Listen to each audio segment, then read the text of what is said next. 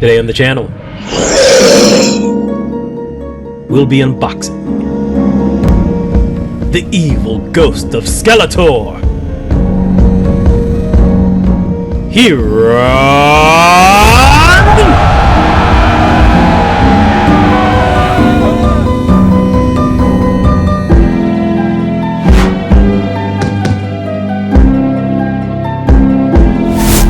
Welcome back to the channel. I'm your host Newman, and today we'll be unboxing Scareglow from Mondo Toys.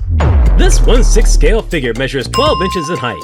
It's made of PVC, ABS, faux fur, fabric, and chains. It weighs 5 pounds, it sports several points of articulation, and contains over a dozen accessories. Now, before we get to the unboxing, it would always be appreciated if you were to like the video, if you do indeed like it, and subscribe. That way you'll never miss a feature unboxing. Now, I bought my figure as a pre-order from Mondo Toys. They started shipping a couple of months back, but I only recently got mine. Probably because I was a little slow on the draw to order this thing. I really had to think about this because I wasn't quite sure if I was going to get this or not. Scareglow always felt like more of a special guest star as opposed to a main character from Mode 2, and I really had to think about space and money. However, I obviously folded. In fact, I even decided to go ahead and get the Scaremare as well, because why not? Now, I don't actually have the Scaremare. That's been delayed until June, I believe. But when it does come in, best believe I will unbox it for you. So now I guess the burning question is, was this purchase worth it? Mondo purchases can sometimes be a crapshoot in quality, so let's find out. Now, one thing we can always rely on from Mondo is some spectacular artwork. So look at this lovely illustration of Scareglow, Scareglowing. And to the side of the package, we have the Masters of the Universe and Mondo logos. The other side is exactly the same, so we're going to do a skippity-skippy, and we're going to take a look at the back, which has a brief bio of the figure, as well as some credits for all of the great artists that worked on this figure. I would definitely pause it so you can take a look at all of these masters of their craft, if you will forgive a pun. Opening up the magnetic clasp that holds this together, there's a window of the figure. Everything's wrapped in plastic, so you can't really see anything, so let's take a look at this wonderful photograph instead. Very nice. Very satanic. All right, let's go ahead and get this thing opened up.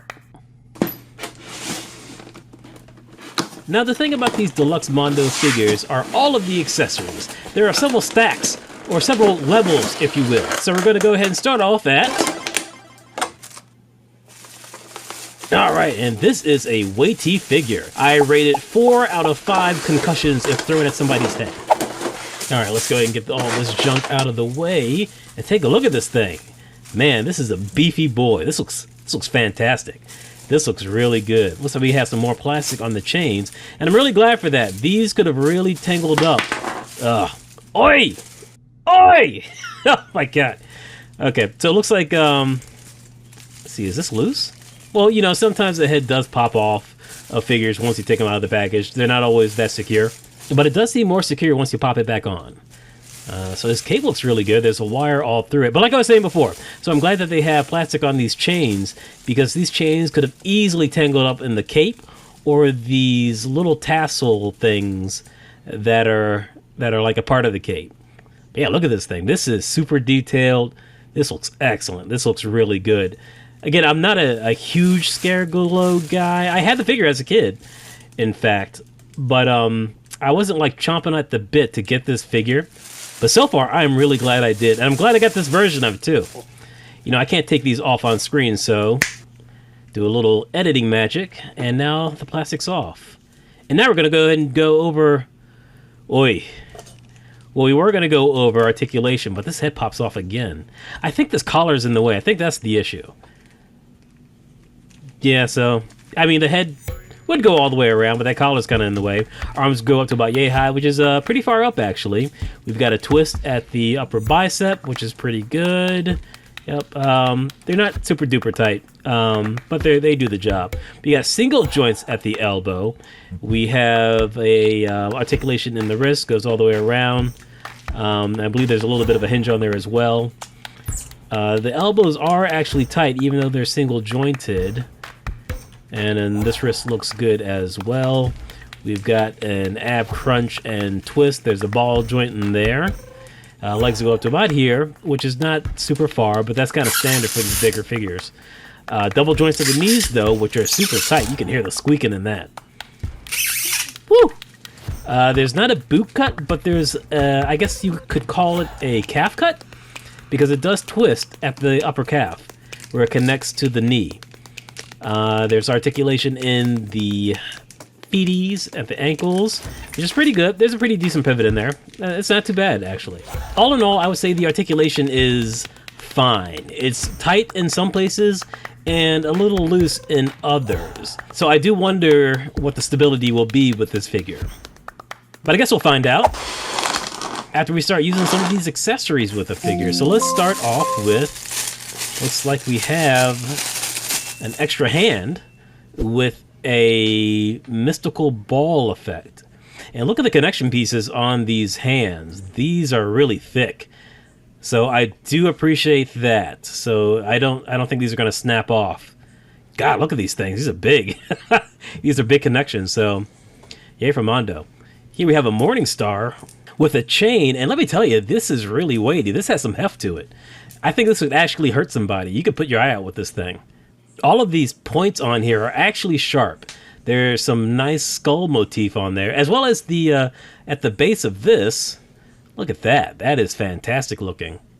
The sculpt is really good. We've got a wash in here along with the paint, which is a metallicized green, which looks really good. So next up we have another effect hand with a like a skull coming out. Oh man, this is pretty gnarly. This is good.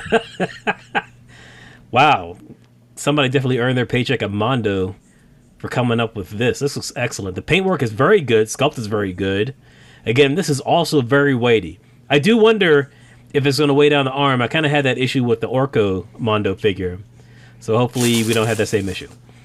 Here we have another head sculpt with some green flame, which kind of looks like Ghost Rider. The flame is a translucent green plastic. It's actually a couple of different types of green, sort of a lime green as well as a forest green. The sculpt of the head is good. The jaw is articulated. Paint application is very good. There's a wash in here as well. Looks nice. And, oh, there we go. All right. And we've got another head sculpt, described as the Carrick Null portrait, or Carrick Null.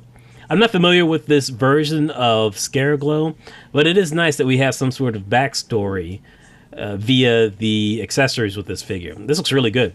Sculpt is really good. Paint application is good. Again, it's metallicized purple paint for the helmet with a wash.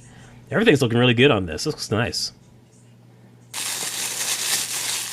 Next up, we have a mid-transformation head, or I guess you could say a rotting head, depending on how this guy came to be Scareglow. Maybe he rotted over several centuries, or he was burned in the face with acid, much like Skeletor. Either way, this looks really good. I love the eye color, a metallicized orange, which is a little different from all of the others. Let's go ahead and get this other portrait in here so you can see the similarities and differences. So they may have just used the same sculpt for the helmet and then just changed up the face and the horns. Actually, no, it's two different sculpts. If you look closely, you can see the differences. So here we have a classic Scareglow, which I don't know. I'm like 50-50 on these classic portraits for the Mondo figures. Sometimes they look a little doofy. Sometimes they look kind of cool, but mostly doofy. So we'll see how this works with the body. On to the next level. Or levels. Whatever. Alright, so here we have the classic Scareglow axe, which would look good with that classic portrait. Or you could just use this with the Mondo version of it, because this looks really good. It's not as simplified as the head sculpt for the classic version. It's not super simplified like a kid's toy. There are other paint applications as well as some shading going on here, and some pretty decent sculpt work as well. Here you can see how big the thing is. It's got some length to it. Honestly, I think you could use this with the Mondo version of the figure. And here we have, looks like a piece of an axe with a glowing effect. It's all a translucent plastic, and it looks like there are some peg holes in here. Let me see if it works with this. No, it does not work with that. So it looks as though this attachment only goes with a Mondo version of the axe. or scythe, rather. And here's another piece for that scythe with a green flame effect. Looks nice. Good sculpt. And the peg holes right there. So we'll go ahead and test that out once we get to the actual scythe. But next up, we have a whip with a vertebrae as the whip. This is disturbing. There's a wire in here. The plastic is very malleable. It's a really nice paint application on everything. Let me hang on one second. Let me go ahead and grab the Morning Star and see if this is the same piece. And they are similar, but they are not. These are two different sculpts. They could have just cheaped out and just used the same thing, but these are entirely two different sculpts. So bravo, Mondo. Again, the paint application for all of this is very good, especially on the spine. Looks fantastic. Next up, we have the scythe. Looks really good. The sculpt for this is fantastic. It's almost H.R. Giger-esque. I'm not quite sure if the plastic is metallicized blue or if it's a paint application. Either way, it's excellent. It looks really good. And you can see all the nicks and scrapes in here. And yeah, it looks nice. The staff itself is a brown, and then the pommel at the end. Oh, and here we go. So we can take this out. And oopsie. All right, there we go. And put in the pieces with the effects. And these come off pretty easily, but not too easily, so that I don't believe these would fall off without the needed pressure. And there you go. Oh, look at this. This is nice. I think I might keep it this way. Have a little action effect going on. This looks good. And now, no modern scareglow figure is complete without the Kitaguri skull. And here's the little gray skull at the very top. Paint application is really good. Also, another metal chain. I don't think this opens up. The cuff is one solid piece, so that doesn't open up either. But yeah, this looks really good. Looks fantastic. Could you imagine if Mondo actually made a Castle Grayskull? It would be $10,000. They would make 10 of them, and they would sell out immediately. Next up, we got some gripping hands. Sculpt is good. Paint application is good. Not much else to say here. Relaxed hands, also looking good. Sculpt is good. Paint application is good. No slop that I can see. That's it. And here is the crotch grabber for the base. It's pretty basic.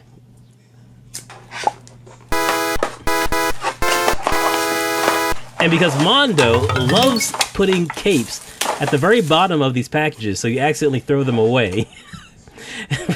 Here is the base. It's the same rock formation that comes with all of the other Motu figures.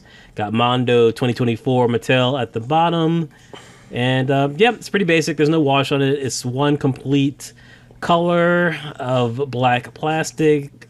Pretty shiny. Let's go ahead and get the crotch grabber in here. All right, easy peasy.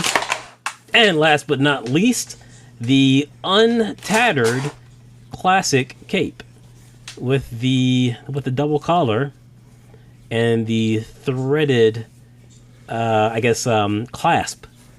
Could you call it? Yeah, I mean, it's just a rope. It's a rope to keep his cape from falling off. There we go. So there you go. I mean, it's a little wrinkled, so you may want to iron this or just steam it so you can get those wrinkles out. I'm not going to do that on camera. I might do it at some point, but I don't even know if I'm going to actually use this, so who knows. Much like my Mondo, Cyclops, and Lion-O review, the format for this review is going to be a little different. Because these 1/6 scale figures are so large, I can't do the on-screen swapping in and out of accessories and heads and so on and so forth as easily as I can with the 1/12 scale figures. So you won't see the swapping out of hands and heads in real time. You'll only see the end results. So we've started off with the most basic look for Scareglow. We have the head portrait that came in the box with his updated Mondo-fied scythe in his hands. The first look was with the scythe with the regular metal blades, and this is with the green effects. The swap out of the hands is very easy. It's a nice and firm grip. The pegs for the hands, as I thought, are very sturdy and they are very secure, which is great. You do have to do a little bit of nudging with the hands to get the scythe in the gripping hands, but once you get it in there, it's pretty easy. Here he is with the Key of Grayskull, which is an easy fit. and one of the effect hands. And as I suspected, they are quite heavy and they do weigh the arms down. So you do have to work with it just a little bit in order to get it in the particular position that you want without it looking awkward. But there are workarounds to this. As you can see right here, it looks good, even though that hand is extremely heavy. And speaking of heavy hands, here is the other effect, which is even heavier. And it requires more workaround. I couldn't quite get his arm up in a straight 180 degree angle, so I had to actually get it in sort of a 90 degree angle to support the effect. But you can get it there. Also, this is one of the different head sculpts, the one with the flame effects.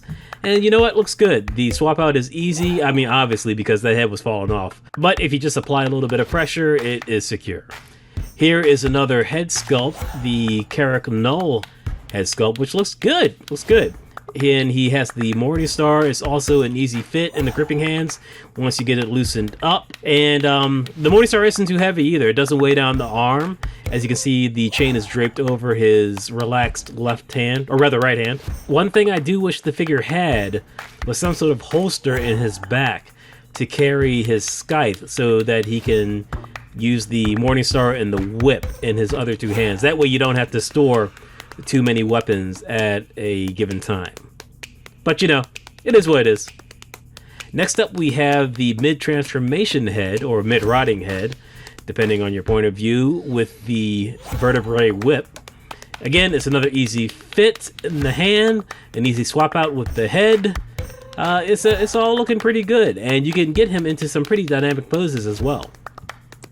Some of these joints have loosened a bit as I've gotten him into different positions, much like the Lion-O figure, but it hasn't affected the stability, so I'm grateful for that. And here he is, completely disrobed, for the most part. As you can see, the sculpt is excellent everywhere. He's got his little furry undies underneath that leather loincloth, which is removable. I had to take off the upper torso in order to do it, much like the Tila figure. However, this was a much easier process than the Tila figure. This is actually super easy, barely an inconvenience. And now for his final look, we've got classic Scareglow. And you know what? This actually looks pretty good. I like this quite a bit, and I didn't think I would. But this looks pretty cool. It just looks like an updated version of Scareglow. No lie, I could honestly see myself displaying this figure like this. I'm not going to, but I can see myself doing it. Now, the biggest question is, does Scareglow actually glow? And yes, he does. So here is a photograph after I had him under some light for a while. And yeah, he glows, and he glows very well. This photo has not been manipulated. This is his full glowing look, and looks good. And with that, we're going to go ahead and go to final thoughts. And what are my final thoughts? I think this is a pretty great figure. I did not expect to love this figure as much as I do. It's not without its flaws. Some of the articulation is a little loose, and I do wonder what the thought process is for double jointed elbows, because it seems like none of the Motu figures have double jointed elbows, but Mondo is capable of it at this scale because the Mondo Cyclops has double jointed elbows. So I'm wondering if it's just to have the Motu aesthetic of big chunky figures. And if that's their reasoning, you know what, I'm okay with that. I'm good with that. Also, this really earns the name Deluxe. There are so many different looks you could go with this figure. It's pretty fantastic, actually. This feels like it's Mondo's 15th release of some version of Scareglow. And you know what? I think this is the best. Again, I'm not a huge Scareglow guy, but this was the only Scareglow that really, it made me buy it. And you know what? I'm glad I did, because this is fantastic. This is a fantastic figure. A few other issues I did have with it, though. One of the wires popped out of the cape. Yeah, I can hide it if I have the cape at certain angles, but that is unfortunate that wire came out. I could probably stitch it up too. So I might just go ahead and do that. Also, I do believe the articulation, it being loose, it may be a result of this figure being so heavy. Again, this is a heavy figure, I should weigh it because this feels more than 5 pounds. And it makes me realize why other toy companies in the 1/6 scale line have their figures a little lighter, and in some cases hollow, so that the articulation doesn't wear down, because goodness gracious is this thing heavy. FYI, I'm not saying this is a fact, this is pure speculation on my part. And with that, we're going to go ahead and call this a wrap. I am Rip It Open with Newman on several socials. All the links are in my profile. Please like and subscribe if you enjoyed this video. Hit the bell for notifications, and I will check you later.